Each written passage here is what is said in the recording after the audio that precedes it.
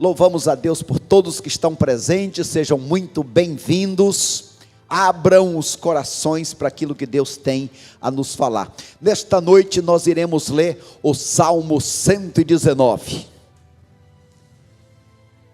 Assustou algum irmão aí? Deu uma assustada? Salmo 119, verso 130. Então ficou mais fácil, né? Salmo 119, verso 130. Veja se tem alguém perto de você sem Bíblia, compartilhe a sua Bíblia. Também saudamos aos nossos irmãos aí, que estão pelo YouTube, pelo Facebook, que estão aí pela TV Guarujá, onde você estiver, também que Deus fale poderosamente ao seu coração. Vamos ler essa palavra? Salmo 119, verso 130 em diante. A exposição das tuas palavras concede luz, dá entendimento aos simples. Abro a minha boca e suspiro, pois anseio pelos teus mandamentos. Volta-te para mim e compadece-te, conforme costumas fazer aos que amam teu nome. Firma meus passos na tua palavra, para que nenhum pecado tome conta de mim. Resgata-me da opressão do homem, assim guardarei os teus preceitos. Faze teu rosto resplandecer sobre o teu servo, ensina-me os teus estatutos. Os meus olhos derramam rios de lágrimas, porque os homens não guardam a tua lei. Que Deus aplique essa maravilhosa palavra em nossos corações. Ó Deus Espírito Santo, nós te adoramos, Pai. Obrigado por esta maravilhosa noite, quando o Senhor trouxe aos meus amados irmãos e irmãs. Obrigado, Senhor, por todos que estão em torno da tua palavra, também pelos aplicativos, pelas ferramentas que temos hoje. Ó Deus, Pai, prepara o nosso coração com o arado do teu Espírito. Tira, Senhor, todo espinho, toda pedra, e faz com que a tua palavra, ó Deus, nesta noite, como uma semente fértil, caia em cada um dos nossos corações, e ela se transforme numa árvore poderosa, viva. Fala conosco, Senhor, pois eu te imploro, no teu nome, para a tua honra e glória. Amém, Jesus. Amém, Pai. Mantenha a sua Bíblia aberta.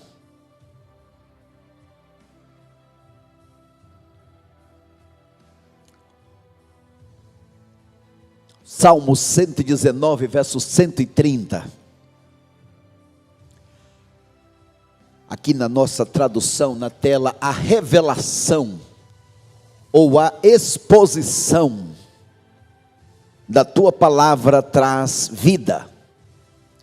O servo de Deus, Charles Spurgeon, disse que pregar o Evangelho é ensinar a Bíblia. Pregar o Evangelho é ensinar a Bíblia. Queridos irmãos, hoje nós comemoramos o dia da Bíblia. A Bíblia é um livro único. É maravilhoso quando nós pensamos na Bíblia, o livro que foi idealizado, o livro que foi protegido, guardado por Deus. Este livro que é o livro mais antigo do mundo, é o livro que passou aproximadamente 1500 anos para ser escrito. É o livro que Deus usou aproximadamente 40 autores como as suas canetas, e estes homens colocaram na pedra colocaram na cerâmica, colocaram no couro, colocaram no pergaminho, ou seja, no papiro, colocaram no papel a palavra de Deus. Este livro é o único livro que Jesus respaldou, que Jesus autorizou.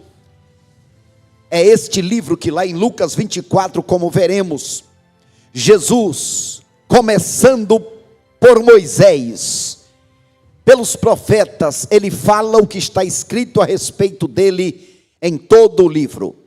Este é um livro único também, porque é o único livro que todas as vezes que você lê em qualquer lugar, o autor está presente. Recentemente eu ganhei um livro de um grande amigo, pastor João Martins. E eu encontrei o pastor João algumas vezes e ele me perguntou o que achou, gostou do livro? E nas vezes que conversamos, eu não tinha lido o livro ainda. Eu sempre dizia, parabéns pela iniciativa de escrever um livro. Na verdade, nesse livro tem uma parte que eu ali escrevi. Vários amigos deram testemunhos, e lá também está o meu testemunho. Mesmo assim, eu não tinha lido o livro ainda, mas eu poderia mentir para ele, dizendo, eu já li o livro inteiro. Ele não iria saber. Agora, o autor deste livro, ele não só sabe se você leu, se você está lendo, como ele está presente. Não importa quem seja, onde seja, todas as vezes que você está lendo o livro, o autor do livro está presente. Nesta noite eu quero inicialmente chamar a atenção de vocês para este Salmo 119. Porque o Salmo 119, ele é um acróstico do abecedário hebraico. Essas palavras que você vê aí, estas letras em cada título do capítulo 19, é uma letra do alfabeto hebraico, como se fosse um acróstico. E é interessante, porque este capítulo 19, ele se detém a falar sobre a importância do livro, a importância da Bíblia. Acompanhem comigo um pouco daquilo que está dito a respeito deste livro. Salmo 119, o livro é dividido em 15 assuntos principais. Versículos 1 ao 8, feliz é quem segue na obediência. 9 ao 16, estou sujeito a cair, mas eu escolho obedecer. 17 ao 24, o livro aumenta o meu entendimento, Senhor. Quando eu leio, o meu entendimento é aumentado. 25 ao 32, me livra da tristeza que tenta me dominar. 40 ao 48, mantém meu prazer em defender tua lei. 53 ao 72, me revolto com quem se desvia, mas estes ainda podem voltar se quiserem. 78 ao 80, que sejam punidos os que humilham os teus servos. 89 ao 104, Deus protege e eleva os que seguem a sua palavra. 130 ao 144, a tua palavra me mantém vivo, eu confio. 145 ao 149, eu fico acordado nas manhãs para meditar na tua palavra. 163 ao 176, reconheço os meus erros e peço misericórdia para a minha vida. Então é um salmo que nos impulsiona, nos induz, nos motiva a olhar para a Bíblia. Eu fiz aqui um pequeno acróstico. Para viver em pureza, faça o quê? Com as letras em azul, temos aqui uma palavra. Faça o quê? Para viver em pureza, faça o quê? Dá para ler aí? Siga a palavra. Para viver em pureza, siga a palavra. Se você viver seguindo a palavra, então você primeiro será uma pessoa abençoada, versos 1 e 2. Você permanecerá pura e ética, uma pessoa pura e ética. Será uma pessoa fortalecida e revigorada. Você terá resposta com discernimento às críticas. Você desfrutará liberdade. Você ganhará paz e bons conselhos quando necessário. Você permanecerá firme mesmo quando for afligido. Você terá mais percepção do que os líderes e mestres, como diz lá no versículo 99 em diante, né? Tenho mais entendimento do que os meus mestres, sou mais sábio do que os antigos, os anciãos. Por quê? Porque guardo os teus preceitos, medito na tua palavra. Se você seguir a palavra, será uma pessoa iluminada e intuitiva.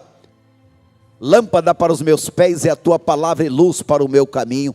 Você terá um guia confiável mesmo diante do novo, do desconhecido.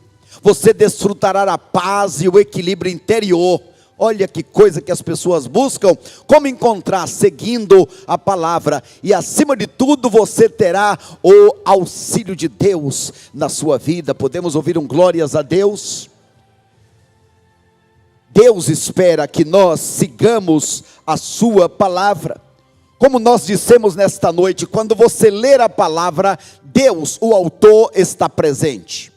Um servo de Deus chamado John Piper, um homem que deixou um legado, partiu para o Senhor, mas este servo de Deus disse: você quer ouvir a Deus? Leia a Bíblia. Você quer ouvir a Deus audivelmente? Leia a Bíblia em voz alta. Porque o nosso Deus é aquele que fala através da sua palavra. Quantas pessoas dizem: eu quero ouvir a Deus? Sim, Deus fala, de forma audível também. Porém, a forma que Deus usa para falar é através da palavra. Ou seja, o livro não foi escrito por este ou por aquele. Como o próprio Deus usou Paulo para escrever em Gálatas capítulo 1, versos 11 e 12. Paulo diz: irmãos, quero que saibam que o evangelho anunciado por mim não é de origem humana. Não recebi de pessoa algum, ninguém me ensinou. Pelo contrário, eu recebi como revelação de Jesus Cristo. O apóstolo Pedro também, no capítulo 1, versos 20 e 21, ele disse: porque nenhuma profecia da Escritura foi dada por vontade humana, todavia os homens santos de Deus falaram da parte de Deus, inspirados pelo Espírito de Deus. Ainda o apóstolo Paulo, em 2 Timóteo 3,16, diz: toda a escritura é divinamente inspirada e proveitosa para ensinar, corrigir, para que o homem de Deus, a pessoa de Deus, seja instruída e perfeita para toda boa obra. Este livro é guardado por Deus. Em Apocalipse capítulo 22, verso 18 em diante, declaro a todos os que ouvem a palavra deste livro: se alguém lhes acrescentar algo, Deus lhes acrescentará as pragas do livro do Apocalipse. Se tirar alguma palavra da profecia deste livro, Deus tirará a sua parte na árvore da vida e na cidade descrita neste livro. Aquele que dá testemunho destas coisas diz: eis que cedo venho. Sim, Jesus diz: cedo venho, e nós dizemos: amém, vem Senhor Jesus. Quando nós lemos a palavra de Deus, é um livro para ser interpretado no seu contexto cultural, no seu contexto histórico, no seu contexto linguístico, no seu contexto geográfico. Onde foi escrito? Em que língua? O que estava acontecendo? Para quem Deus falou? Ou seja, muitas pessoas têm dificuldade para entender o livro, claro, porque não tem a senha. Para entender o livro tem que entender Jesus. Quando nós pensamos na Bíblia, o segredo é olhar para Jesus. Em Gênesis, Jesus é o descendente da mulher. Em Êxodo, Jesus Cristo é o nosso Cordeiro Pascal. Em Levítico, Jesus Cristo é o nosso sacrifício expiatório. Em Números, Jesus Cristo é a rocha ferida. Em Deuteronômio, Jesus Cristo é o profeta. Em Josué, ele é o nosso capitão dos exércitos. Em Juízes, ele é o nosso libertador. Em Ruth, ele é o nosso parente divino. Em Reis e Crônicas, ele é o rei prometido. Em Esté, ele é o nosso maravilhoso advogado, aquele que luta em nosso favor. Em Jó, ele é o nosso redentor. Eu sei que o meu redentor vive. Nos Salmos, ele é o nosso socorro e alegria. Em Provérbios, ele é a maravilhosa sabedoria de Deus. Em Cantares de Salomão, ele é o nosso amado. Em Eclesiastes, ele é o alvo verdadeiro. Nos profetas, ele é o profeta prometido, o Messias prometido. Nos evangelhos, ele é o Salvador do mundo. Em Atos, ele é o Cristo que ressuscitou. Nas epístolas, ele é o cabeça da igreja. Em Apocalipse, ele é o alfa e o ômega, o princípio e o fim. Ele é o Senhor dos senhores, o Rei dos reis, aquele que foi morto, é verdade, como ele diz: eu fui morto, mas hoje estou vivo pelos séculos dos séculos. Queridos irmãos e amigos, é maravilhoso que o próprio Senhor Jesus Cristo, como dissemos, ele respaldou a Bíblia. Jesus, depois de ressuscitado, lá em Lucas capítulo 24, diz a Bíblia que Jesus encontrou aqueles 2 discípulos que iam para Emaús, que estavam desanimados, desistindo da fé. Então Jesus disse para eles: como vocês custam a entender, como demoram a crer em tudo que os profetas falaram. Verso 27, e começando por Moisés, isto é, Gênesis, Êxodo, Levítico, Números e Deuteronômio, começando por Moisés e por todos os profetas, explicou-lhes o que constava a respeito dele em todas as escrituras. Então lhes abriu o entendimento para que pudessem compreender as escrituras, e Jesus lhes disse: está escrito que o Cristo haveria de sofrer e ressuscitar no terceiro dia. Ou seja, Jesus depois de morto, Jesus ressuscitado, respaldando o livro. Este livro é mais do que um livro. Este livro é uma biblioteca. A palavra biblios, a ideia de livros. Sim, na Bíblia nós temos o Antigo Testamento com 39 livros. Nestes 39 livros temos primeiro o Pentateuco, histórico, poéticos, profetas maiores, profetas menores. Isso forma o Antigo Testamento antes de Cristo. O Novo Testamento, o Koiné, aquilo que é comum, 27 livros. Temos então os evangelhos, os livros históricos, livro de Atos, que é o histórico, cartas pessoais, cartas gerais, e o livro profético, Apocalipse. Deus deixou para nós este livro, que fechado é verdade, é um livro, mas aberto é a boca de Deus. Este livro é a bússola que nos orienta de onde nós viemos, por que estamos aqui, qual é o propósito de Deus enquanto estamos aqui, e o que Ele espera que nós façamos, e qual é o nosso final. Este livro aponta para Jesus Cristo, caminho, verdade e vida. Vários dos que estão aqui estão na classe de batismo. E lá na classe de batismo estamos relembrando as 5 principais diferenças entre a Bíblia e todos os outros livros.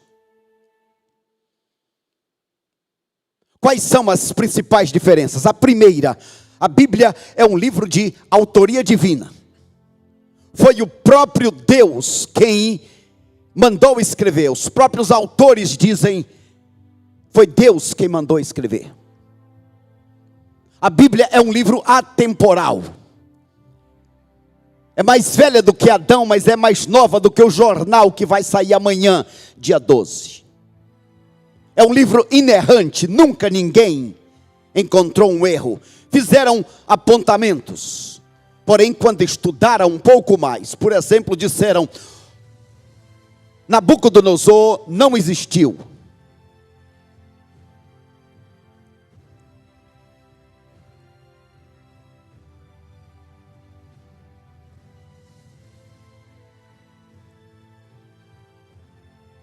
Faraó não existiu. Então, a geografia. Então, estudaram um pouco mais. E encontraram uma tumba. E lá os tijolos daquela tumba, em cada um deles estava escrito: Nabucodonosor. Ou seja, o que os homens precisavam era estudar um pouco mais. É um livro marcado pela unidade. Olha só, um homem viveu aqui, o outro viveu 1500 anos depois. Eles não se conheceram. Uns eram pescadores, outros eram agricultores, outros eram pastores de ovelhas, outros eram intelectuais. Apesar disso, esses homens escreveram, e não há uma contradição sequer entre eles. O que falta muitas vezes é entendimento. Quando Paulo, por exemplo, diz: a salvação é pela graça. Já Tiago diz: não, sem fé, você não pode, sem as obras você não pode se salvar. O que é que ele está dizendo? Acontece que Paulo está falando para quem não é crente. Você quer ser salvo, você precisa crer, isto é, se entregar para Jesus. Então Tiago está dizendo: ok, você se entregou para Jesus, você é crente, prove que você é crente, que você é salvo pelas suas obras. Ou seja, os dois estão falando a mesma coisa para pessoas diferentes, em situações diferentes. E acima de tudo, este livro é um livro vivo. Ele fala para você, pai, ele fala para você, filho, ele fala para você, professor, para você, aluno, ele fala para cada um de nós, no momento em que nós precisamos. Na nossa classe de batismo hoje, Deus me trouxe a lembrança, a memória, um acontecimento. Eu ia fazer 15 anos de idade, trabalhava em um comércio, eu tinha acabado de me converter. E eu comecei a pregar o evangelho no comércio onde eu trabalhava. E o meu patrão, que era o presidente do lar espírita da cidade, ele proibiu verbalmente: não pregue o evangelho aqui dentro. Pregue na escola, pregue na rua, pregue em casa, mas no trabalho não. E eu fiquei angustiado com aquela palavra e fui para casa, cheguei 5 horas da tarde. E eu fiquei em oração: Deus, o que é que eu faço? Eu paro de falar, desobedeço ao Senhor, ou eu falo e corro o risco de ser mandado embora? O que eu faço? Deu 6 horas, 7 horas, 8 horas, 9, 10, meia-noite, eu estava orando, pedindo a Deus uma direção. Me veio uma palavra: abre a Bíblia. E eu abri a Bíblia e caiu em Isaías 58. Clama em alta voz e não te detenhas. Levanta a tua voz como a trombeta e anuncia ao meu povo a sua transgressão e a casa de Jacó os seus pecados. E aí? É para continuar ou para parar? Para ou continua? Ah, irmãos, quando eu recebi essa palavra, gente, é como se fosse Deus mesmo falando. Então me enchi de ânimo, acordei mais cedo do que os outros dias, fui primeiro na igreja, peguei um arsenal de folhetos e fui para o trabalho. E lá no trabalho eu comecei a distribuir para um, para outro. Todo mundo que chegava eu distribuía, falava do evangelho, e lá te vendia de tudo, de fumador, vendia cigarro, vendia fumo de corda, vendia bebida, vendia arma de fogo, vendia paneleiro, vendia material de construção. Era um comércio grande. Chegava e eu falando o evangelho. O patrão ficou enraivecido. E ele disse: a partir de hoje não tem mais salário. A partir de hoje vocês vão trabalhar por comissão. Mudou o sistema do salário. Éramos em 6 funcionários. A moça que mais vendeu naquele mês, a Paula, ela que tinha a maior venda, chegou na minha vez e eu vendi quase 7 vezes mais do que aquela que mais vendeu. Esse salário foi mudado por volta de 6 vezes, 5 para 6 vezes. Aquele homem, para resumir a história, depois de 6 meses, 6 para 7 meses, aquele homem me convidou para ser o gerente daquele comércio. E a partir daquele momento era eu quem contratava, quem demitia, quem fazia as contas, quem recebia para fazer as compras. Meus irmãos, são coisas que somente para quem vive ver o milagre de Deus. E o que é que acontece? Qual é a maior maravilha? A maior maravilha é que depois de anos, eu já estava aqui em São Paulo, quando aquele homem, o senhor Mestre Berto Albérico Manuel de Assunção, aquele homem tomou a decisão e se entregou para Cristo. Aquele homem pôde partir deste mundo como um servo de Deus.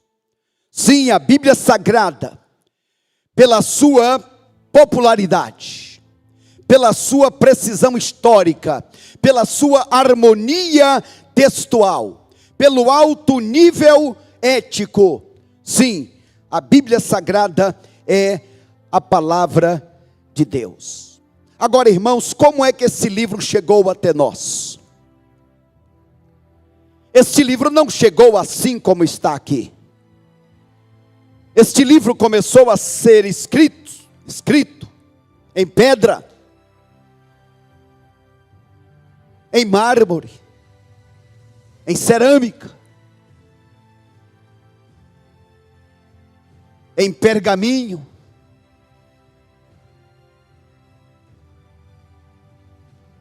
Este livro é o primeiro livro a ser impresso no mundo, em 1551 por João Gutenberg. Quando nós pensamos neste livro, para chegar até nós, primeiro nós temos a versão dos 70. Ou seja, Ptolomeu Filadelfo, o rei do Egito, convidou a 6 judeus, 6 anciãos judeus, para traduzir a Bíblia do hebraico para o grego. 6 vezes 12 é igual a 72. Por isso é chamado de a versão dos 70. Essa é a versão mais importante, 300 anos antes de Cristo. Esta versão está em Alexandria, Biblioteca de Alexandria. Mais tarde nós temos a Vulgata Latina, traduzida por Jerônimo, já em 384 depois de Cristo, traduzida então do grego para o latim. Mais tarde temos a versão inglesa,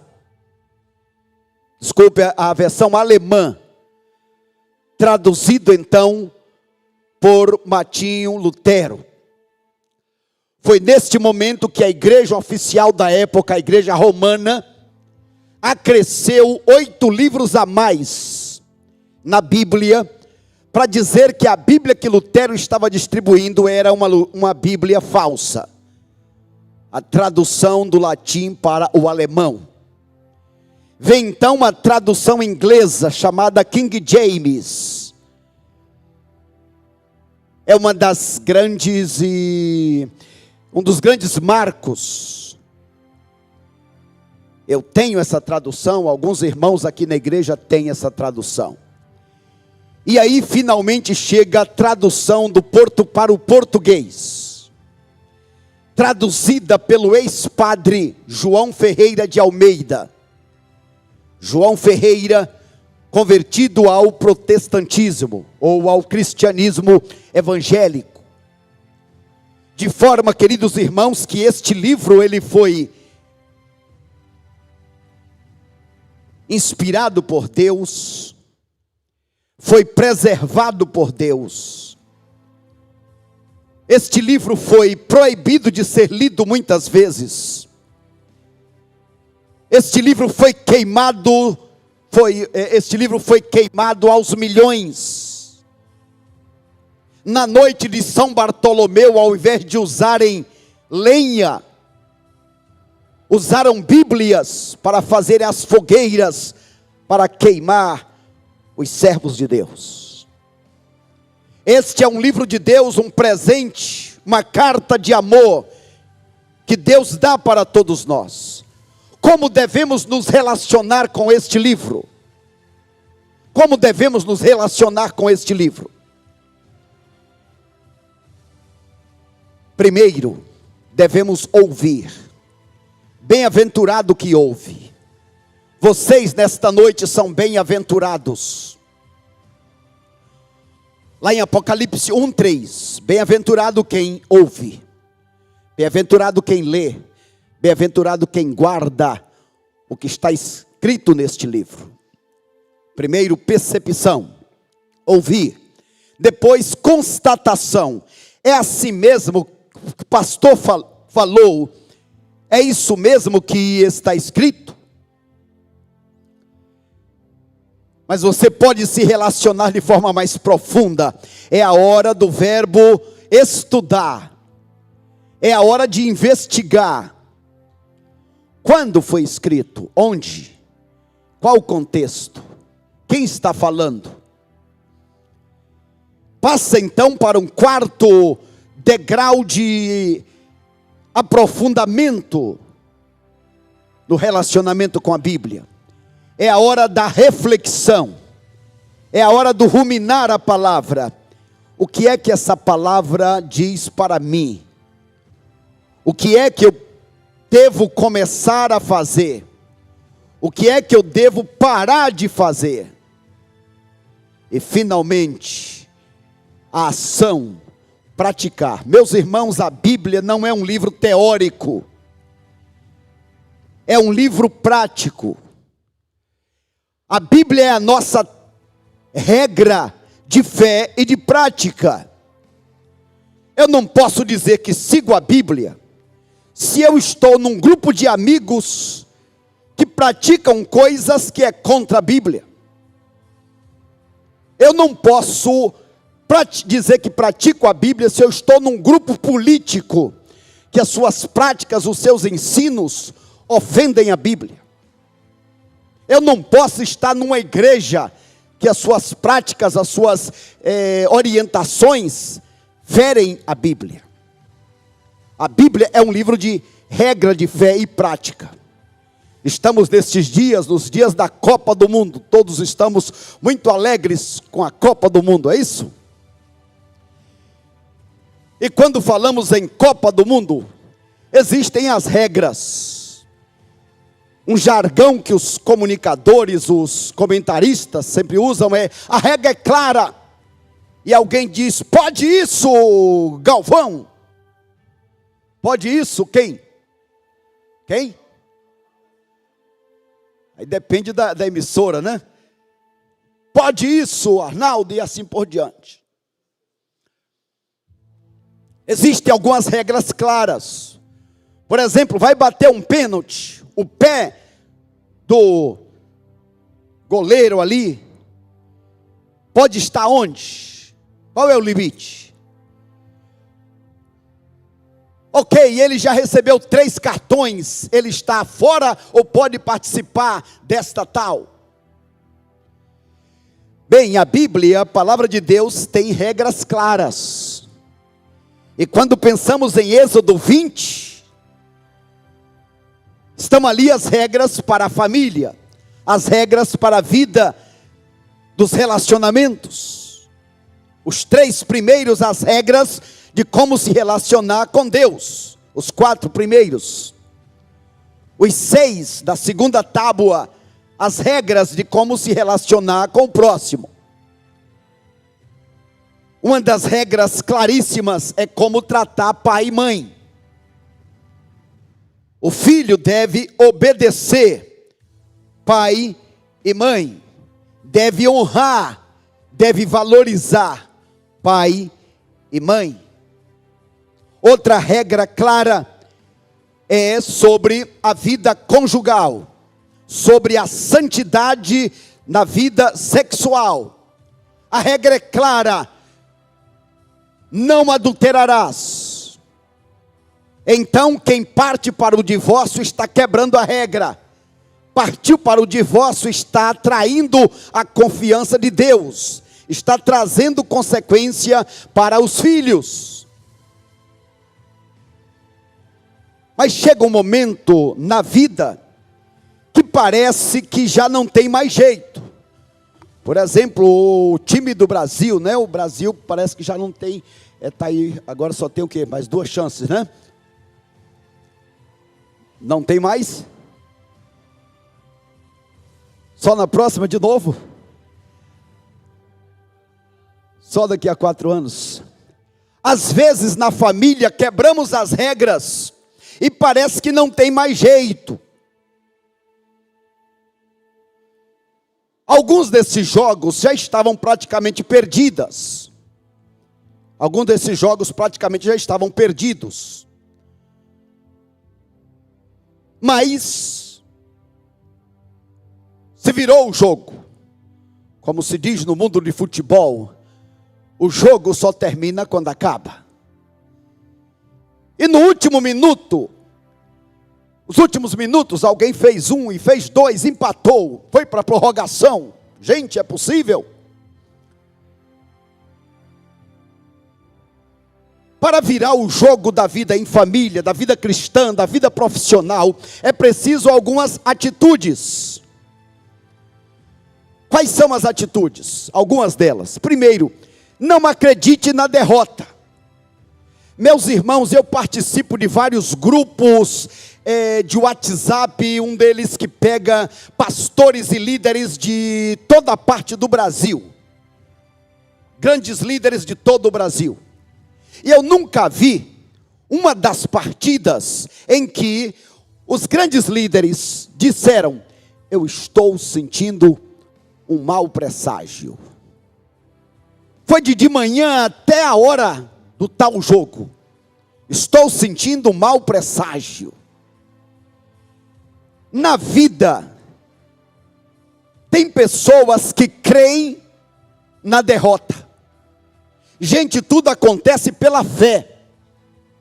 Se você tem uma fé negativa, crê que coisa ruim vai acontecer, coisa ruim vai acontecer.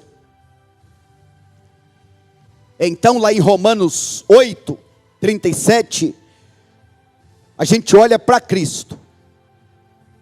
Mas em todas as coisas eu sou mais que vencedor. Mais que vencedor é aquele que foi vencedor uma vez e permanece vencedor. Aquele que nunca cai do pódio. Segundo, faça substituições. Na hora que o time perdeu, o que não faltou foram técnicos em todo o Brasil. O que é que tem que fazer? Por que não substitui? Por que não coloca não sei quem? Nós, na vida cristã, devemos fazer substituições. Efésios 4:31. Tirai do meio de vós a gritaria, a blasfêmia, a ira. Tirai do meio de vós estas coisas, e pelo contrário, sede perdoadores, misericordiosos, bondosos. Tire coisa ruim, coloque coisa boa. Sejam unidos. 1 Coríntios capítulo 12, verso 20. Existem muitos membros, mas apesar disso somos um só corpo. Unidade. Não desperdice as oportunidades.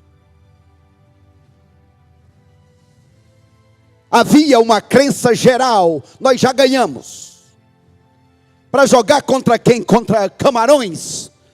Vamos colocar só os reservas.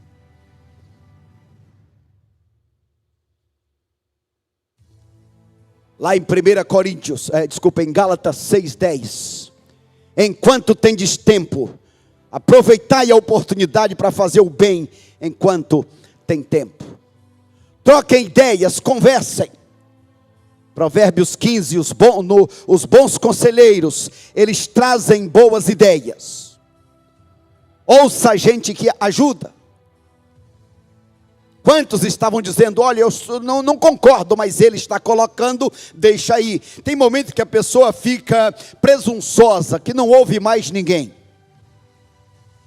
E acima de tudo, não subestime os inimigos.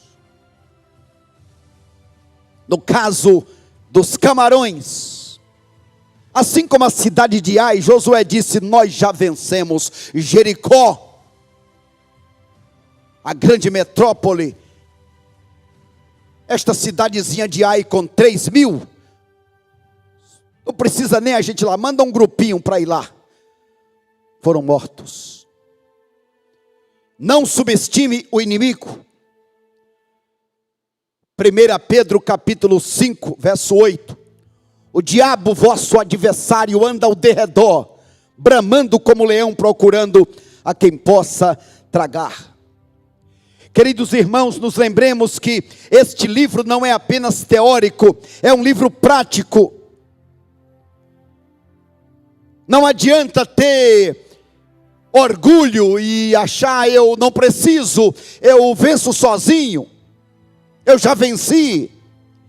Esse já caiu e não sabe ainda. Então, querido irmão Ivan, quando nós pensamos na Bíblia, nós pensamos num resumo da história da humanidade. Eu preparei aqui um quadro.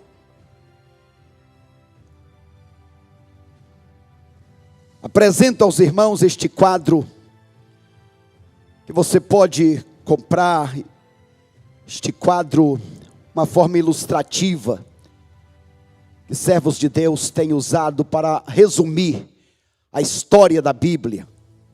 E nós, quando falamos na Bíblia, podemos resumi-la pensando nas 7 dispensações. Quais são elas?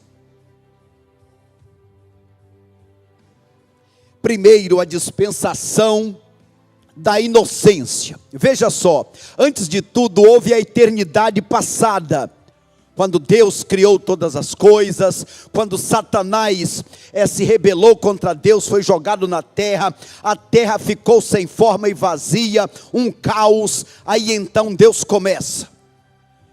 começa criando a terra e colocando Adão na terra, e Deus diz para Adão, não coma do fruto da árvore da vida, mas Adão comeu, trouxe maldição e morte.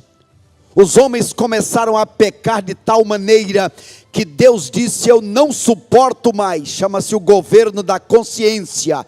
Eles deveriam fazer sacrifícios, como Caim e Abel estavam fazendo.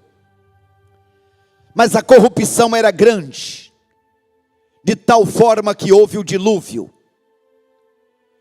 Deus então chama Noé, os descendentes de Noé, e diz, olha, se espalhem, encham a terra. Mas ao invés de espalhar, encher a terra, eles construíram uma torre de Babel. Os homens agora passaram a falar em várias línguas, a viverem separados em lugares separados. Das muitas nações, Deus chama um homem chamado Abraão. E Deus diz a Abraão, fique em Canaã, esta é a responsabilidade, more em Canaã, que eu vou abençoar vocês. Mas desobedeceram, foram para o Egito, se tornaram escravos.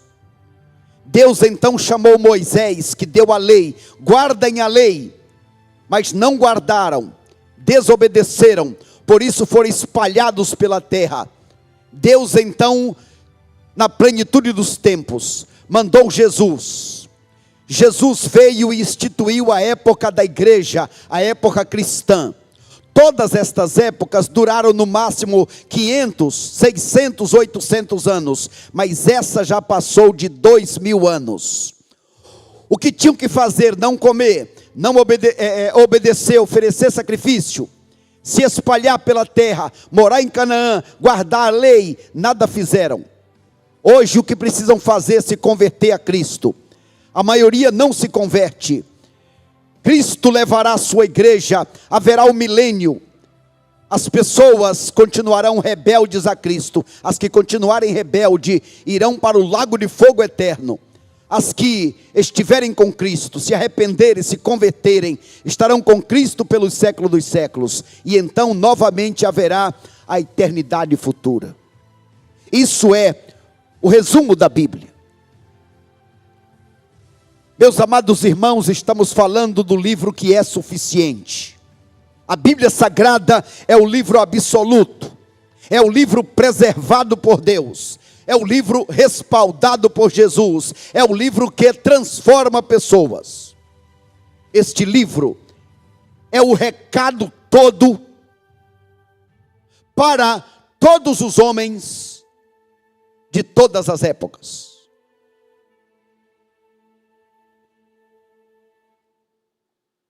É o recado todo para todos os homens, todas as pessoas de todas as épocas. A Bíblia apresenta Deus, o maior autor do maior best-seller de todos os tempos. A Bíblia é o livro completo, é o livro suficiente, é o livro atemporal. O servo de Deus, Billy Graham, disse o seguinte, pode dizer comigo todos juntos? Estude a Bíblia para ser sábio, creia nela para ser salvo, siga os seus preceitos para ser santo. Nesta noite eu pergunto, o que você fará com este livro?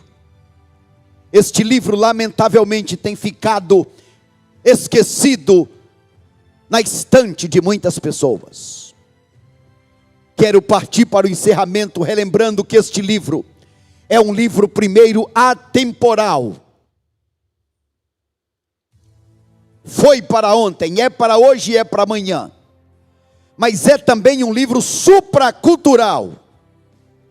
Ou seja, quando qualquer tema se chocar, quando qualquer tema se contradizer ou contrariar a Bíblia, seja a intolerância, seja o racismo, seja a homossexualidade, seja a desigualdade social, seja a ideologia de gênero, seja o empoderamento, todos estes temas ou outros que venham a surgir, precisarão se ressignificar, precisarão se adequar à Bíblia, que é o livro suficiente, o livro atemporal e o livro supracultural. A Bíblia é a maior autoridade em matéria de religião. Lembre-se, quando você lê a Bíblia, você está na presença do autor. Quando você não entende a Bíblia, pergunte para ele, ele está presente. Ele está vendo. A presença de Deus é algo maravilhoso. O livro de Êxodo termina com coluna de nuvem e de fogo. A presença, a teofania. O livro de Ezequiel termina dizendo, Jeová chamar, ou seja, o Senhor está presente. O último versículo de Mateus termina com Jesus dizendo, estarei convosco todos os dias até a consumação dos séculos. O livro do Apocalipse começa com Jesus passeando, andando no meio da igreja. Termina dizendo para nós, você já sabe o final da história, você que passa lutas, que passa dificuldades, este não é o final da sua história. No final da história, você que seguir, você que andar, segundo o que orienta o livro, você então será recebido pelo Rei dos Reis, pelo Senhor dos Senhores, e você poderá viver eternamente na presença do Pai, na casa do Pai, o dono do livro, o Senhor que falou, que fala e que falará através da sua palavra. Valorizemos o livro. Valorizemos o livro. Jesus termina essa palavra dizendo para nós, em João 5,39, podemos ler juntos? Vocês estudam cuidadosamente as Escrituras, porque creem que nelas vocês têm a vida eterna. E são as Escrituras que testemunham ao meu respeito. Contudo, vocês não querem vir a mim para terem vida. Essa palavra se aplica a você? Você é alguém que sabe do livro, conhece o livro, mas não valoriza o livro? O que tem gastado mais o seu tempo hoje em dia? O livro ou o WhatsApp? O livro ou as redes sociais? Você tem procurado ouvir mais a quem? O autor do livro tem visto você lendo o livro